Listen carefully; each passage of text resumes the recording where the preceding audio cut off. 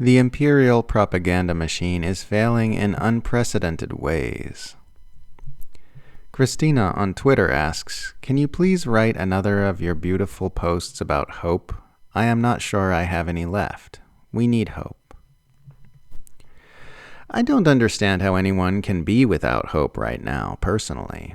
The Imperial propaganda machine is crumbling in ways we've never seen in our lifetimes.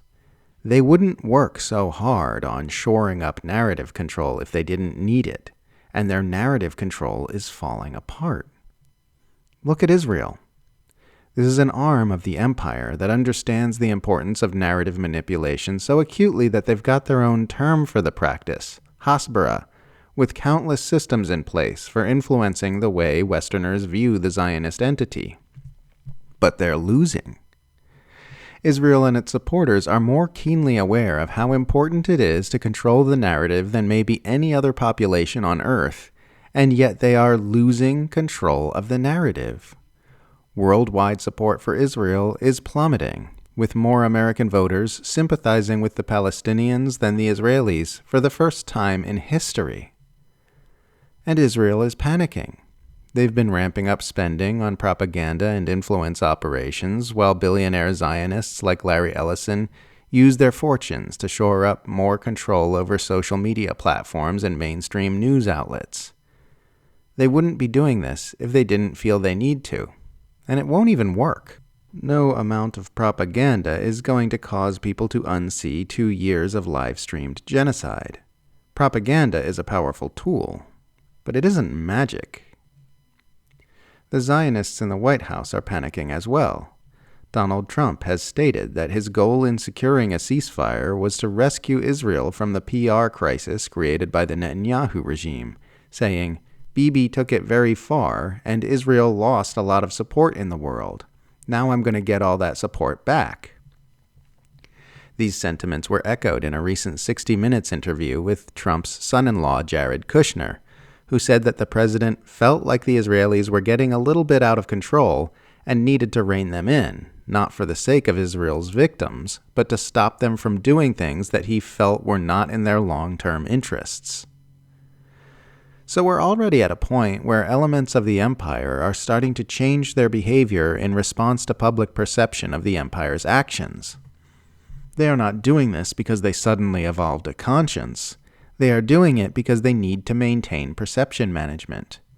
They understand that if the public turns against them past a certain point, they are in some very dangerous territory.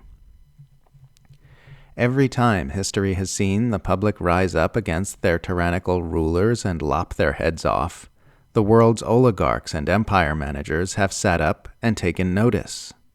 The rich and the powerful are always urgently aware that there are a whole lot more of us than there are of them, and that we can use those superior numbers to get rid of them whenever we want to.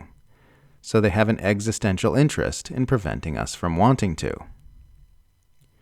That's why Israel, the United States, and their allies have poured so much energy into sustaining the most sophisticated propaganda engine ever created. They know that the empire they operate depends on the ability to manipulate the way people think, speak, act, and vote, continuously steering us toward convenient thoughts and behaviors and away from inconvenient thoughts and behaviors. This entire dystopia is sustained by mass-scale mind control, and the mind control machine is getting weaker and weaker by the day. More and more people are waking up to the fact that we are ruled by tyrants, that our politicians and media have been deceiving us, and that everything we were taught to believe about our nation, our government, and our world was a lie.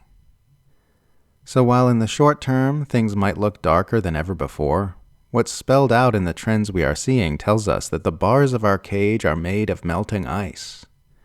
We are freeing our minds from the artificial delusions that have turned us into docile and obedient gear-turners, and awakening the healthy animals within us. I find it impossible to feel hopeless under such circumstances. I don't feel certain that everything will work out perfectly fine, but I find it impossible not to have hope. They're on the back foot. This has never happened before. We've got a real shot at winning this thing.